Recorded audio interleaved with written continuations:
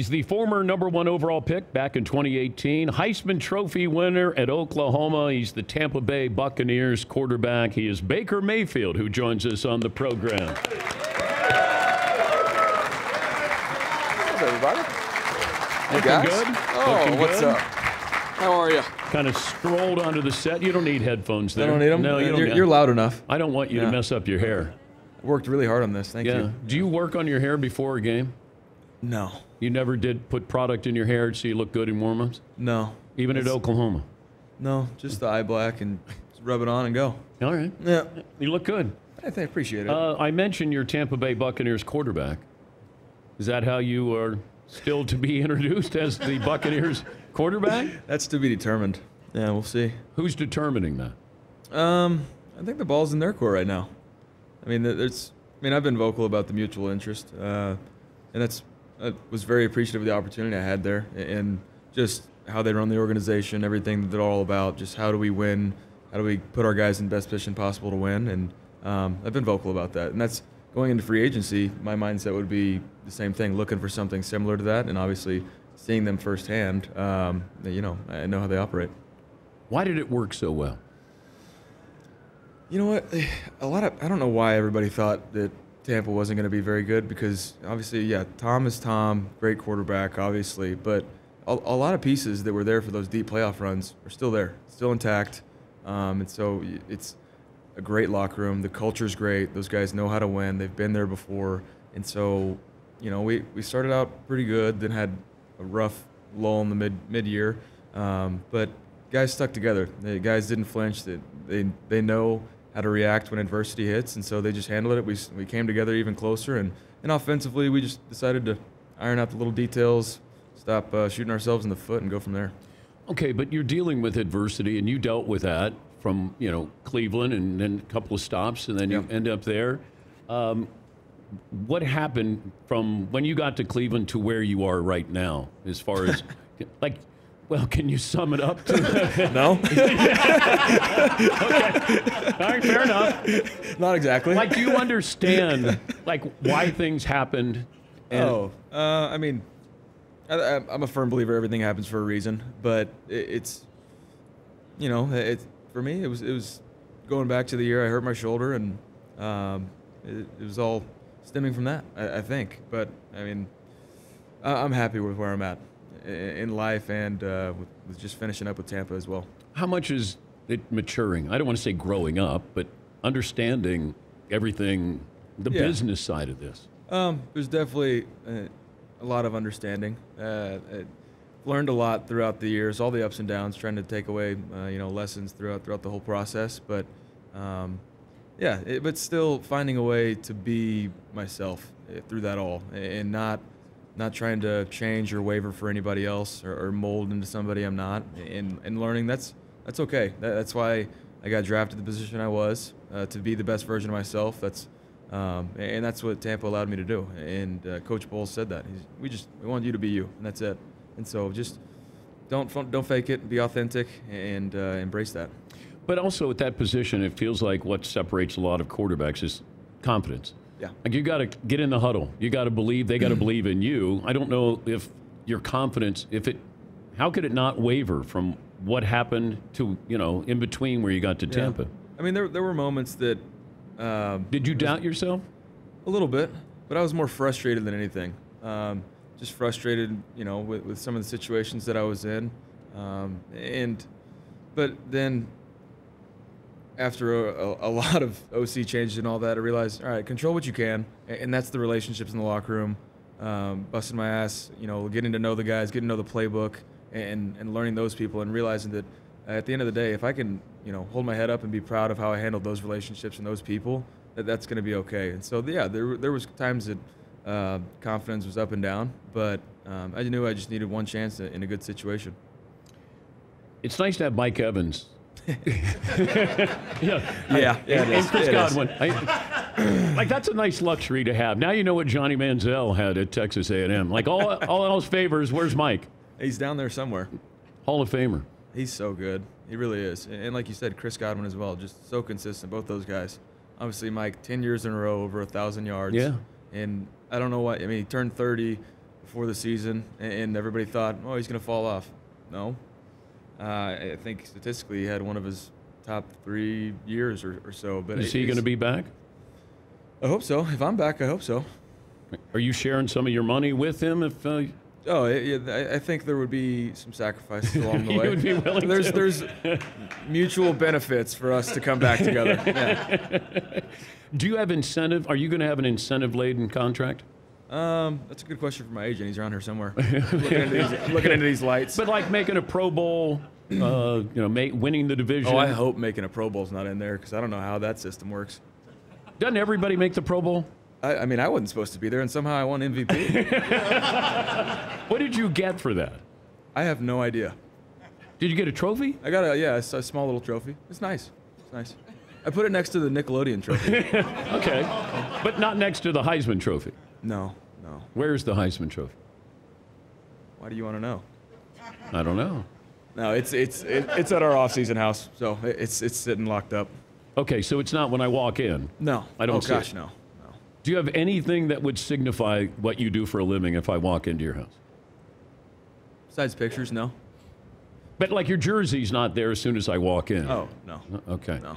Like your bedroom, there's no jersey there in your bedroom. No, the off-season's house it's for relaxing, not looking at football every single day. But the regular season house, you might have that stuff to look at. There's like there's some massage tables, some workout equipment. You might see that. All right, we live somewhat of an athletic fitness style lifestyle. Okay, all right. Yeah. How many jerseys do you have? Are you a jersey swapper? Oh gosh, I've swapped quite a few. I probably have about 20. Did anybody say no? No, I get too nervous. Most of the time, I wait until it's like somebody I know a little bit. You don't send the equipment guy over. Rejection is one of my bigger fears. Yeah. That would be humbling, like if you say to Tom Brady, hey, I'd love to have one of your jerseys. And then do you feel like obligated that, hey, I'd like to have your jersey. Do you want mine? Do you say that? No, you don't. No. Are you going to call me back? No. Do you like me? I hope so. Did you get a Brady jersey? I don't have a Brady jersey, no. Do you who do you have that might surprise me? My rookie year, I actually swapped jerseys with Julio Jones. Okay. And prime Julio, and he sent the jersey over, or was about to send the jersey over, and then I think it was the game he passed the 10,000-yard mark. So he took that back and sent another one.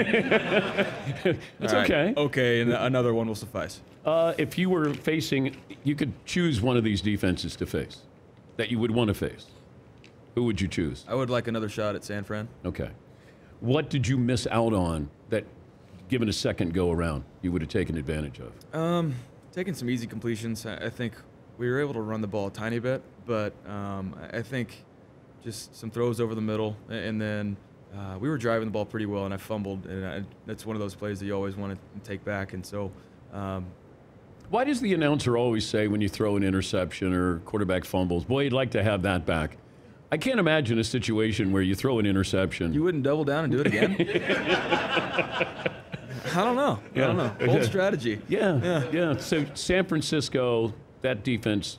And I say that just because we played them, and I would, personally like to play them again. But I think they both present their own issues. And so, obviously, Spagnuolo calls a great game for those guys. A lot of those guys have played with each other for a long time. So, and Chris Jones is a monster up front. Well, everybody keeps bringing up Spags. Like, what is it, when you get to the line of scrimmage, what happens that changes? I mean, he presents some looks, and here's the thing: those guys, he wouldn't be able to do it unless those guys really understood the scheme and what he's trying to get accomplished. And so, whether they're able to disguise the blitz, McDuffie's an unbelievable blitzer from the nickel position. So the way he's able to make certain looks and coverages look the same as when he's blitzing, it gets those guys off guard, and he just does a good job of understanding teams' tendencies and how he's going to call the third down packages and how he's going to set up some of the early rundown blitzes. And so I just think he does a great job. Were you ever labeled a game manager? Probably at some point. Yeah. You probably said that, didn't you, Dan? I don't think so. Not at Oklahoma. Okay. I didn't say that. All right. Gunslinger, maybe, is what I said. Oh. But okay, would you rather be a gunslinger or a game manager? Is there something in the middle? We can create something. Yeah. Like a game slinger? A game slinger. Yeah, like That sounds like it's working the corner or something. It sounds like I'm selling. Oh, well. A game slinger. I'll take gunslinger. I'll take gunslinger. You take gunslinger. Yeah. But that was like Mahomes was a gunslinger at Texas Tech. Yeah. He was labeled that way. Yeah. And that, I think, scared people. But he still manages a game. Like, you have to manage a game. Yeah, and that's what I was telling people yesterday when they talk about Brock. I'm like, just because he's executing the offense exactly how he's being asked, I mean, you can call it game managing, but he's doing it at an extremely high level. So, and I don't know, it's gunslingers. I feel like has the label puts you as the risky throws, like Favre. Interception. Yeah, Favre was a gunslinger. Yeah, yeah. I've had a couple seasons where I was a gunslinger. You were. Yeah. You proud of those? 21 interceptions in 2019. No, I'm not real proud of that. Yeah. Man, when you throw it, like that feeling when it's picked off, does it change? No. How bad it feels? No, it Describe never does. that feeling when you throw it and it probably in slow motion and the guy's ready to come in and get it. It's like honestly, all it's unlike anything else. It's like a punch to the gut. Yeah. And somebody steals your dog at the same time. Wow. Yeah. Your dog. Yeah. Sorry to bring you down here. Yeah. Yeah. It's serious. Yeah. It is? Yeah. You're joining us on behalf of Advance Auto Parts. I am. Now, I've seen you as a spokesperson, and you're pretty good as a spokesperson. I've had a decent amount of work. You in my have, day. yeah. And then it went away, didn't it? It did. And now you're back. I'm back. Yeah. Like I never left. Like I never left. Yeah, come on now. Okay. Yeah, so I'm here on Advanced Auto Parts, and so obviously we're all here for the Super Bowl, big day. But here's the thing: following Sunday, February 18th, is National Car Battery Day. And I did not know that. It's an even bigger Sunday. So Hold on. this is the appetizer to next Sunday. I'm writing that down. Hold on. This is the appetizer to next Sunday. Car Battery Day. Yeah. So, we got the campaign going on. False starts, kill drives. Obviously, in football, it kind of speaks for itself. False starts are very frustrating, but in the auto industry, we're talking about car batteries. So, obviously, if you're running late, you got to have a car battery that's working. You don't want to have a dead one. And so, what we're doing here, if you register at aapfalsestarts.com before the game Sunday, and there's just one false start, you get a chance to win diehard car batteries for life. So, for life, not the car's life, your life. Oh. Yes. Okay. Yeah. Yeah. Okay. And by the way, you're doing this with no notes. I think that's very impressive. Very impressive. Thank you. By the way, I feel bad that I let you down. When? Long time ago. You wanted to dance with Justin Timberlake. I wound up being able to do it. Yeah. Yeah. Awesome. You didn't let me down. Okay. You didn't let me down. All right. It eventually happened. I thought it would happen a little sooner, but I'm glad you were able to. Good things happen with time, you know? And in a concert setting? Concert setting. Not nervous? No. Okay. Yeah. If we had a dance-off of quarterbacks in the NFL.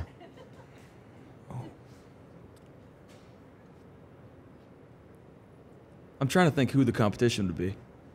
Mahomes does everything right. Right? Yeah. Like what? I don't know if he can dance, though. Oh, you don't? Aaron Rodgers? Pre-Achilles. You know, Josh Allen strikes me as a guy, a couple of pops, I think he's out there. Josh would get down and dirty. I think. Yeah. I think. Yeah. Yeah. I'm trying to think. And then I bet Brock Purdy would be a dance manager, of course. You know, his waltz would be elite. Elite. He would take what the defense gives him out on the dance floor there. It's great to see you. It's good to see you. And as well. hopefully you're going to get a contract here. Let's hope so. Yeah. Yeah. And if not Tampa, then What, you want me to fill in the blank? Yeah. Oh, I have no idea. Oh, okay. I'm taking it one day at a time. No, Yeah. this is where you got some leverage here. Yeah, but here's the thing.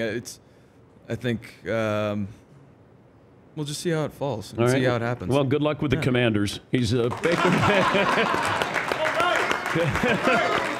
Baker Mayfield. Thank you, buddy. Oh, gosh.